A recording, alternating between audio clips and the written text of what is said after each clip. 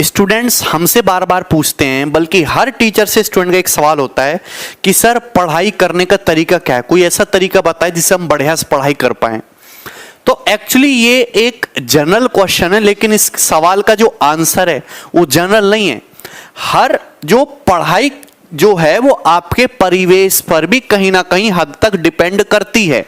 ठीक है भाई, कि आपकी बैकग्राउंड जो है वो मतलब कहाँ है, आप कहाँ पे रह रहे हो इस समय। ठीक है, आपके पास खाली टाइम दिन में मिलता है कि रात में मिलता है, आप पढ़ने के लिए कितने जुझारू हो, किस एग्जाम की तैयारी कर रहे हो, आप में लगन कितनी है। ठीक है भाई, आप कोई प्राइवेट जॉब कर रहे हो, आप पढ़ाई को कितना टाइम दे पा रहे हो, आप दिल्ली जैसे हाईफाई माहौल में रह रहे हो कि आप बिहार में एक ऐसी जगह बैठे हो कि जहां पे अभी बाढ़ आ रही है, तो वहां पढ़ाई नहीं कर पाओगे कि आप कंसंट्रेटेड नहीं हो पाओगे। तो इस तरीके के परिवेश पर भी डिपेंड करती है आपकी पढ़ाई करने की सिचुएशन। तो हर एक तरीका सारे स्टूडेंट पे अप्लाई हो जाए ऐसा पॉसिबल नहीं है। एक्चुअली इस सवाल का जो सही आंसर है वो आपको अपने अंदर से ही मिलेगा, वो जो जवाब है आपको अपने अंदर से खुद ही निकालना पड़ेगा। लेकिन फिर भी कुछ बातें ऐसी जरूर हैं जो मैं आपको बताना चाहूंगा, अगर आप उनको यूज करोगे तो आप बेहतर तरीके से पढ़ाई कर पाओगे। देखिए, जो तैयारी होती है वो एक्चुअली दो तरीके से होती है। अगर मैं सही सही चीजों को बताऊं, दो तरीके से तैयारी होती है। देखिए, एक तो बच्चे बोर्ड वाले पढ़ाई करते हैं, वो बहुत कायदे से पढ़ाई करते हैं, जो अच्छे स्टूडेंट होते हैं 10th में और 12th में। वो क्या है कि उनका फोकस जो होता है वो नंबर और आर्स में होता है। उनके पास एक बुक है, उनको पता है कि सारा पेपर इसी बुक से आना है और मुझे पूरी बुक चाटनी है और मेरे पास 1 साल का समय है, और वो ट्यूशन वगैरह लगाते रहते हैं और बच्चे उसको पढ़ते रहते हैं। तो वहां जो फोकस होता है वो नंबर ऑफ आर्स पे होता है। वहां पर आप कोई शॉर्ट ट्रिक, कोई सैंपल नहीं बना सकते। आपके पास एक ग्रंथ जैसी बुक है, इसी में से बोर्ड का सारा पेपर आना है, आपको ये पूरी बुक पढ़नी है। लेकिन कॉम्पिटिटिव एग्जाम की तैयारी में ऐसा नहीं है, बिल्कुल भी ऐसा कोई बुक नहीं है कि पेपर इसी में आसान है, इसको पढ़ लो आप तो अब सरकारी नौकरी लग जाएगी। ऐसा यहां बिल्कुल भी नहीं है। एक्चुअली यहां नंबर ऑफ आवर्स बिल्कुल फेल है। यहां हम आवर्स के हिसाब से नहीं पढ़ते, यहां हम टारगेट के हिसाब से पढ़ाई करते हैं। जब भी आप मॉर्निंग में 6 बजे उठो, 6 बजे उठो, चाहे 9 बजे उठो, चाहे 10 बजे उठो, इट डजंट मैटर। लिटरली सुबह जल्दी उठना चाहिए, बिल्कुल बकवास की बात है। ठीक है ना, आपकी जब इच्छा हो आप जब उठिए, लेकिन टाइम आपको पूरा देना अपने पढ़ाई के चक्कर को। मैं खुद 7:30 8 बजे उठता हूं, मैं दूसरों को क्या सलाह दूं कि तुम 6 बजे उठ के पढ़ो, है भाई।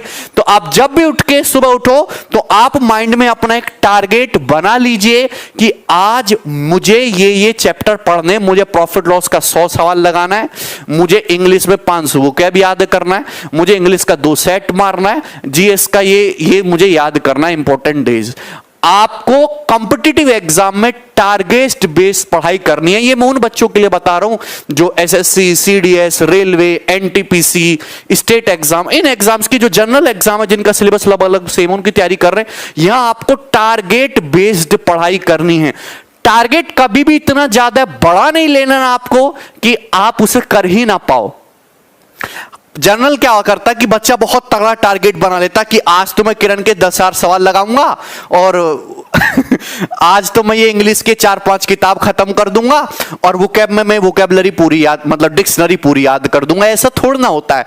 टारगेट एक छोटा छोटा चंक्स में बनाया जाता, बहुत छोटे छोटे चंक्स में। जितना ज्यादा छोटा छोटा टारगेट बनाओगे और उसको अचीव करोगे, उसको पूरा करोगे, तो खुशी ज्यादा होगी। और जब वो खुशी होगी तो प्रेरणा मिलेगी कि तुम्हें अगला टारगेट जल्दी से बनाकर उसको जल्दी से निपटाया जाए। और तुम अपने ऊपर पहले से इतना बर्डन ले लोगे तो टारगेट पूरा तो होने वाला है नहीं, वो आपके बर्डन की तरह लगेगा। और वो जब पूरा नहीं होगा तो आपका मूड खराब होगा और आप नेटफ्लिक्स लेके जो है वो खोल के बैठ जाएंगे, और वो उससे जो है आपका टाइम जो है डिस्टर्ब होगा। दूसरी बात, पढ़ाई करते समय फोन को साइड रखिए, फोन को साइड रखिए। ठीक है भाई, ये फोन बहुत बड़ा डिस्टर्बिंग एलिमेंट है। फोन कोई अच्छा आविष्कार नहीं है। फोन स्टूडेंट के लिए कैंसर की तरह है, जहर की तरह है। तो फोन, आपको सोशल मीडिया से बचना है। ये फेसबुक, ये और जितनी भी फर्जी ऐप है ना, ये टिकटॉक हो गया, ये पबजी हो गया, ये गेम हो गया, भैया इनसे दूर रहो, ये आपके दिमाग को पैसिव बनाती हैं। आप टिकटॉक, मैं 5 मिनट टिकटॉक देखता हूं या 5 मिनट पबजी खेलता हूं, वो कब ना जाने तुम्हारा 2 घंटा खा जाएगा, वो तुम्हें पता ही नहीं चलेगा। तो ये जो आपके दिमाग को पैसिव बनाने वाली ऐप है ना, इनसे बच के रहिए।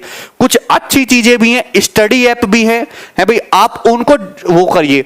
आप फेसबुक पे हैं, फेसबुक पे बहुत सारे स्टडी ग्रुप है, एकेडमिक्स ग्रुप है, हर टीचर का अपना डाउट ग्रुप है, हर टीचर का अपना पेज है, वो सब ज्वाइन करके रखो। उस पर जितने सवाल पोस्ट हो रहे हैं, जितने क्वेश्चन आ रहे हैं, जितनी अपडेट आ रहे हैं, उसको पढ़ो टाइम निकाल के।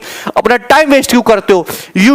यूट्यूब पर भी, यूट्यूब एक फ्री प्लेटफॉर्म है, आप क्या इसमें अच्छा कंटेंट बहुत सारा है, लेकिन उसके साथ साथ कचरा भी बहुत सारा है, तो आपको उसमें से फिल्टर करना होगा।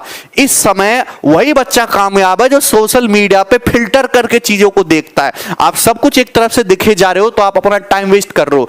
तो फर्जी ऐप जो है ना, इतना फालतू का ऐप है। सबका बिजनेस इंडिया में सबसे ज्यादा है, क्योंकि बेरोजगारी यहीं सबसे ज्यादा है।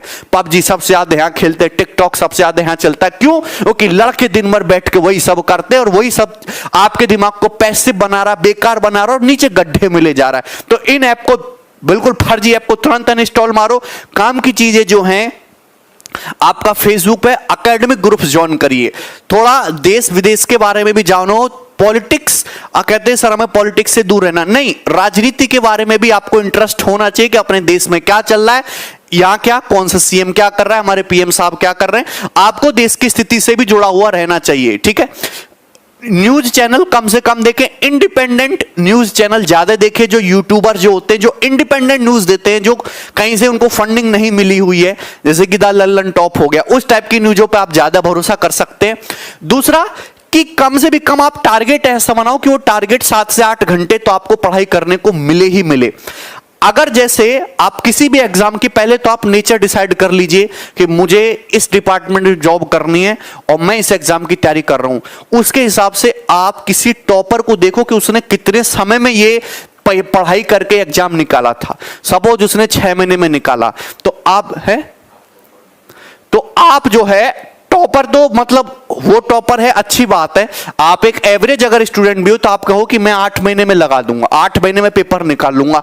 तो टारगेट इस तरीके से डेली का बनाओ कि 8 महीने में आप सिलेबस कंप्लीट कर लो। सिलेबस कंप्लीट करने के बाद 1 महीने रिवीजन के लिए जरूर रखिए।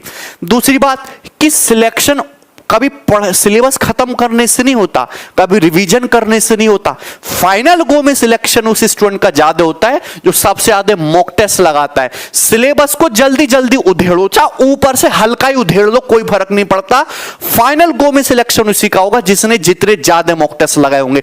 आप किसी भी टॉपर से पूछोगे कि आप कितना मॉक टेस्ट लगाए थे, तो बोलेगा 100-150। आप कहोगे हैं मैं तो कभी जीवन में 10 भी नहीं लगाया, तो उसका फर्क पड़ता है।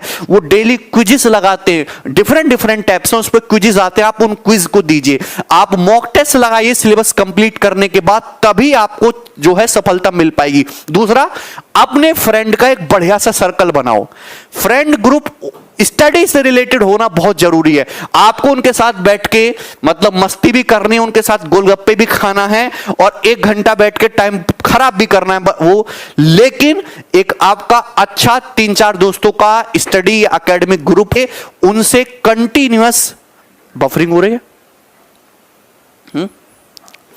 उनसे कंटिन्यूस आपका डिस्कशन होना चाहिए कि मेरी तैयारी स्पेस से चल रही है, तो तुम्हारी तैयारी किस स्पेस पे चल रही है। ठीक है दोस्त, YouTube पे फ्री लेक्चर्स आप देखते हो, फ्री लेक्चर्स जरूर देखा करो, लेकिन इसके नीचे जो ये कॉमेडी हंसी वाली वीडियो जो सजेस्ट होती है, दिमाग को इतना स्ट्रांग बनाओ कि आप उसको ना खोल के देखो।